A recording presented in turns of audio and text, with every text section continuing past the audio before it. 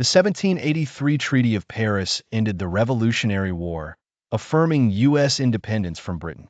Artist Benjamin West planned a commemorative painting of the signing, but British delegates refused to pose due to humiliation, leaving the canvas unfinished with only Americans on one side. In the Grand Hall of the Hotel de York in Paris, the air buzzed with the significance of history being made.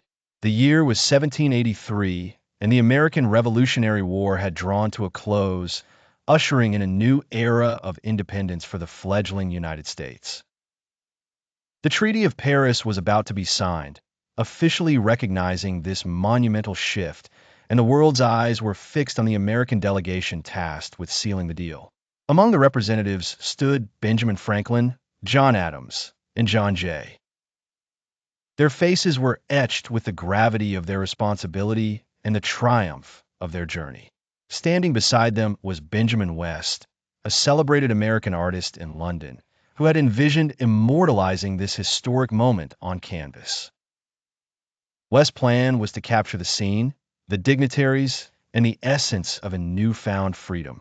His vision was fueled by the desire to depict not only the American negotiators, but also their British counterparts, hoping for a composition that symbolized reconciliation and peace.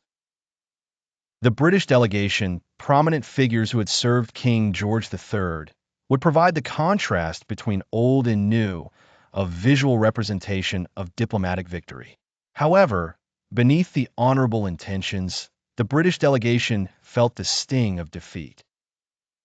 This treaty was the culmination of years of struggle, of battles fought and lost, and the emergence of a United States they had underestimated. As West invited them to sit for his painting, their pride proved too impenetrable. Each invitation was met with polite refusal, a nod to the diplomatic courtesies, but also a silent protest. The British delegates, keenly aware that the treaty symbolized a loss of their hold on the North American continent, were not inclined to be memorialized as defeated figures. They chose invisibility over infamy, preferring to remain unrecorded in West's ambitious depiction. But for the Americans, the painting was to be more than a simple record of faces. It was a testament to triumph, resilience, and a milestone in the nation's story.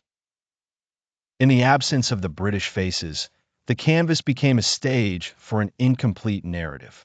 Benjamin West went forward with the painting, capturing the resolute likenesses of Franklin, Adams, and Jay in the glory of their achievement.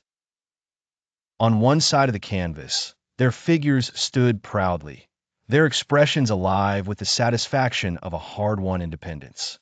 Across from them lay an expanse of white, empty and stark, where the British delegates should have been. This absence spoke volumes, a silent eulogy to a war terminated by resolve, diplomacy, and, ultimately, refusal. The unfinished canvas became one of history's poignant lessons. It illustrated not only the birth of a nation, but also the nuance and depth of diplomatic engagement, where victory is bestowed not just by combat, but by the courage of reflection and the starkness of omission. In sum, the unfinished canvas stood as a metaphor, as much about what was achieved as what was left unsaid. It poses an eternal question of how we choose to mark our place in history and the invisible lines between surrender and pride, legacy and loss.